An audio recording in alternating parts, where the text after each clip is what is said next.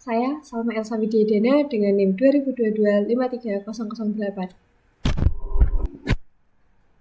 Saya Mila Rasyadia dengan NIM 2022-53019. Halo, di sini saya Indriani Sebenarnya Putri dengan NIM 2022-53026. Hai, saya Saskia Ella Firda dengan NIM 2022-53027. Audit Sistem Informasi E-commerce Penjualan Baju Branding di Ruko.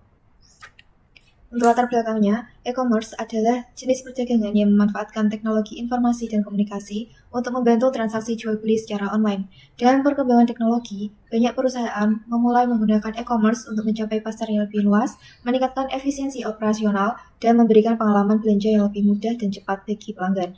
Audit sistem informasi adalah langkah strategis untuk menilai performa dan keamanan sistem yang ada. Audit ini bertujuan untuk menemukan potensi masalah, menilai efisiensi proses, dan memberikan saran perbaikan agar sistem dapat mendukung operasional bisnis dengan lebih baik.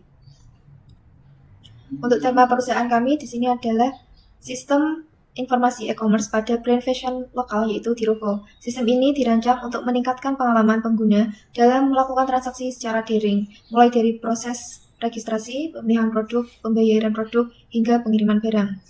Selanjutnya yakni divisi-divisi yang ada pada perusahaan Dirovo. Yang pertama ada divisi pengembangan produk. Divisi ini memiliki fungsi utama, yakni yang pertama merancang produk baru yang memenuhi kebutuhan dan preferensi pelanggan. Yang kedua, mengembangkan strategi untuk meningkatkan kualitas bahan dan daya tahan produk. Yang ketiga, meneliti pasar untuk mengetahui kecenderungan mode kontemporer. Yang selanjutnya, mempertahankan identitas merek dengan menawarkan produk yang khas dan konsisten. Yang selanjutnya ada divisi TI atau Teknologi Informasi. Divisi ini memiliki fungsi utama untuk membangun dan merawat situs web atau aplikasi pada e-commerce. Selanjutnya, menjamin keamanan data pelanggan termasuk menjaga informasi pribadi dan pembayaran. Yang ketiga, memberikan bantuan teknis untuk menyelesaikan masalah yang dihadapi oleh pengguna ataupun staf lainnya. Selanjutnya, ini menghubungkan sistem dan platform pihak ketiga seperti layanan, pengiriman, dan metode pembayaran. Selanjutnya, ini ada divisi penjualan dan pemasaran. Divisi ini bertugas untuk mempromosikan produk ke pelanggan dan mengelola penjualan melalui berbagai platform, termasuk marketplace seperti Shopee, media sosial lainnya seperti Instagram dan TikTok. Selanjutnya ada divisi monitoring dan distribusi. Divisi ini bertugas untuk mengelola penyimpanan, pengemasan, dan pengiriman produk kepada pelanggan. Divisi ini memastikan produk tiba pada konsumen tepat waktu dalam kondisi yang masih baik. Yang terakhir yakni ada divisi keuangan. Divisi keuangan bertugas mengelola semua aspek uang perusahaan termasuk pencatatan transaksi, pelaporan keuangan, dan pengelolaan cara pembayaran. Divisi keuangan juga berperan dalam memastikan bahwa pada setiap transaksi berjalan lancar dan dicatat dengan baik. Kemudian ada bagian yang diaudit. Yang pertama ada keamanan data pelanggan. Hal ini menjamin bahwa informasi pelanggan seperti nama, alamat, dan rincian pembayaran terlindung dari akses yang tidak diizinkan. Tujuan auditnya menjaga privasi pelanggan dan mengurangi risiko pelanggaran data. Kemudian yang kedua ada efisiensi proses registrasi dan login. Hal ini menilai sejauh mana pengguna dapat dengan mudah mendaftar dan masuk ke sistem e-commerce.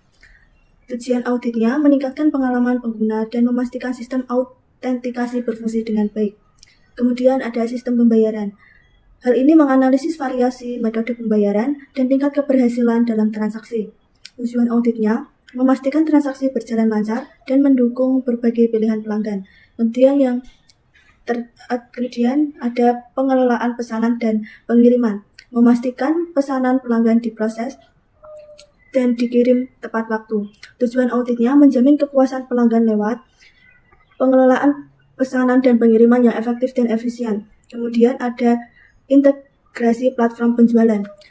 Hal ini menguji kemampuan sistem dalam mengelola pesanan dari berbagai platform seperti Shopee, Instagram, dan TikTok. Tujuan auditnya menjamin konsistensi data dan efisiensi pengelolaan penjualan dari berbagai saluran pemasaran. Kemudian ada dokumen yang dibutuhkan.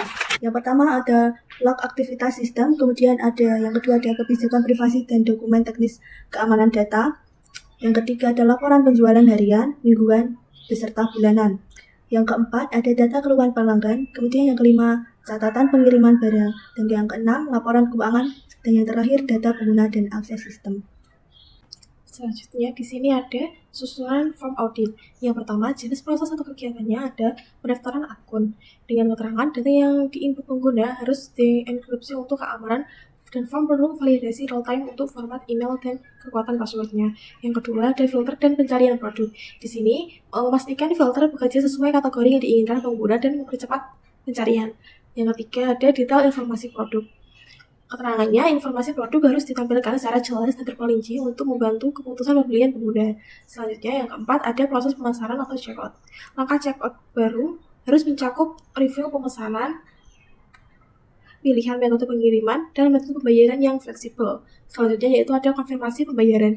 Di sini, sistem harus menyediakan validasi otomatis dan memberikan notifikasi berhasil pada pengguna setelah data pembayaran diverifikasi. Selanjutnya ada kontak dan bantuan pelanggan. Nah, di sini kontak pelanggan dapat diakses langsung melalui link aktif seperti tombol langsung ke WhatsApp atau platform lainnya. Selanjutnya ada promosi dan informasi utama. Copywriting promosi perlu mencerminkan profesionalitas dan menawarkan keunggulan produk dengan gaya bahasa yang menarik namun tetap formal.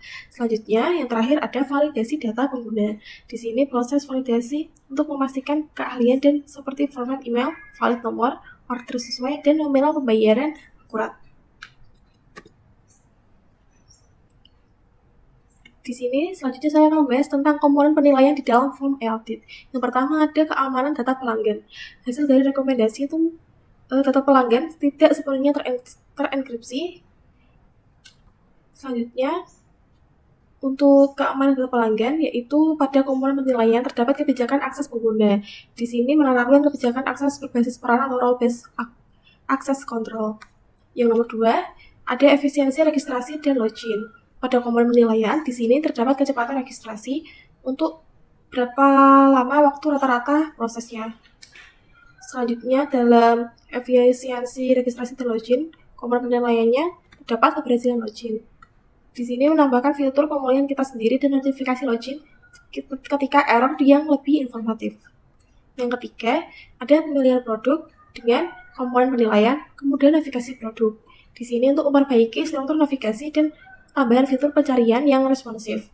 Selanjutnya, pada komponen penilaiannya terdapat informasi produk untuk memperbarui informasi produk secara teratur agar lebih lengkap dan akurat. Yang keempat, di sini ada sistem pembayaran dengan keberagaman metode pembayaran untuk perluasan metode pembayaran termasuk opsi e-wallet dan pay later.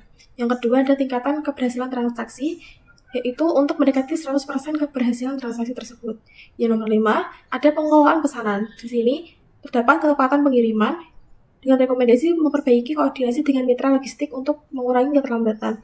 Yang kedua terdapat kondisi produk yaitu dengan rekomendasi menggunakan bahan pengemasan yang lebih aman untuk melindungi produk selama pengiriman. Yang nomor 6, terdapat integrasi platform penjualan. Di sini terdapat konsistensi data untuk memperbaiki integrasi API untuk sinkronisasi data yang lebih akurat. Dan juga terdapat efisiensi pengelolaan pesanan antar platform untuk automasi proses import data untuk meningkatkan efisiensi.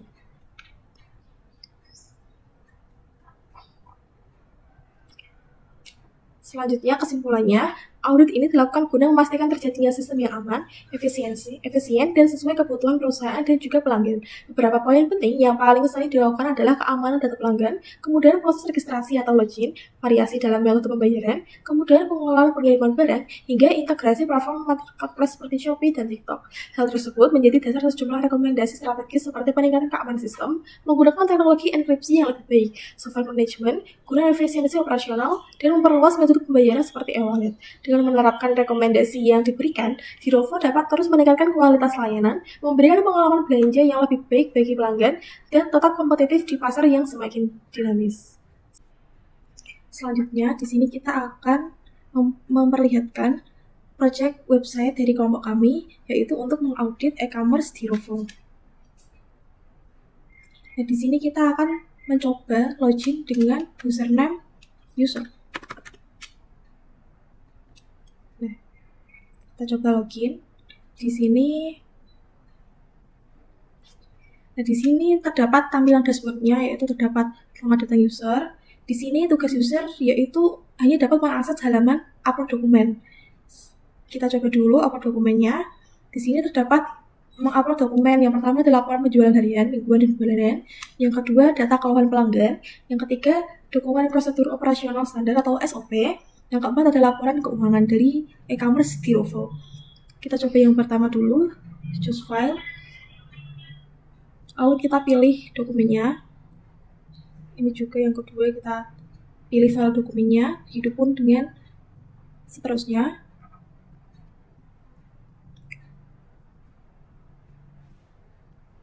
Selanjutnya kita akan upload di sini. Ini ada peringatan yaitu upload berhasil dan data telah tersimpan.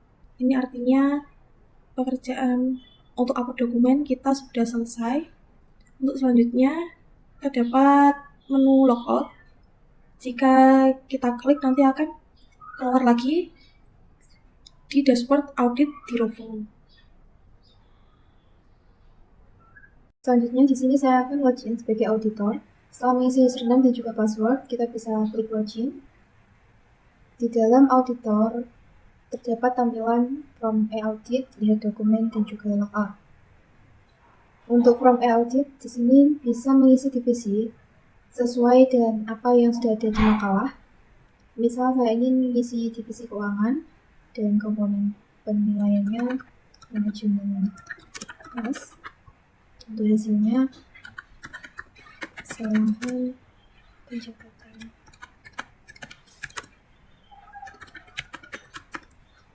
Skor kita isi 3. Dan untuk rekomendasinya bisa tambahkan opsi pembayaran kirim. Bisa langsung dikirim. Kemudian untuk melihat hasilnya kita bisa klik lihat dokumen. Di dalam lihat dokumen ini kita bisa mengedit dan menghapus data. Misal ini skornya kita ganti 4, kemudian bisa disimpan dan akan berubah. Bisa hapus juga, misal kita hapus, data berhasil dihapus. Cetak halaman bisa di print. Kemudian untuk tombol logoutnya akan masuk ke dalam login lagi. Selanjutnya kita akan login sebagai pimpinan.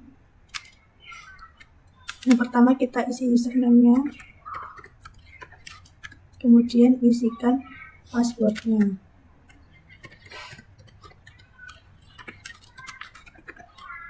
Lalu kita klik login. Di dalam tampilan pimpinan itu ada lihat dokumen. Pimpinan bisa melihat dokumen, kita klik lihat dokumen. Nah, di sini ada daftar data yang telah di-audit. Pimpinan bisa mengedit dan menghapus data tersebut. Kita kasih contoh yang pertama ada, kita mengedit dulu.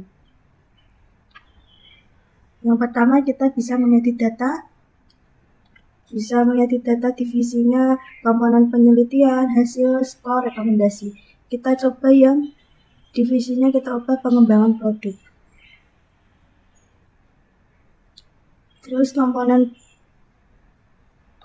penilaian kita ubah ke sesuai.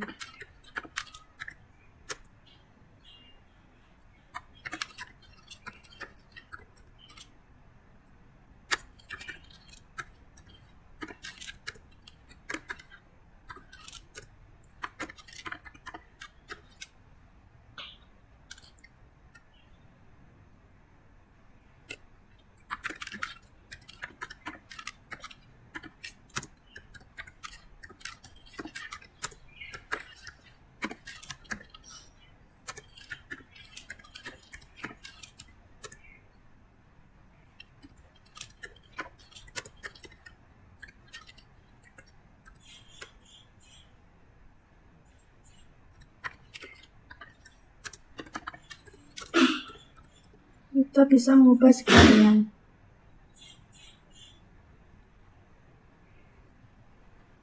kita bisa kasih rekomendasinya.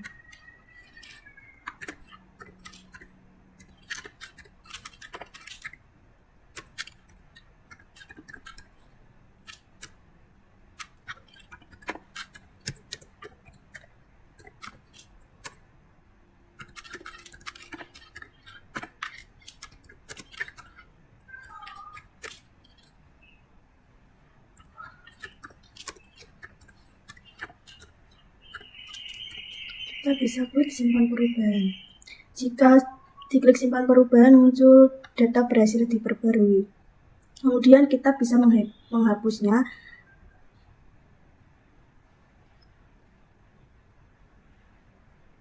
Jika dihapus, tampilannya seperti ini. Kemudian kita bisa mencetak halaman.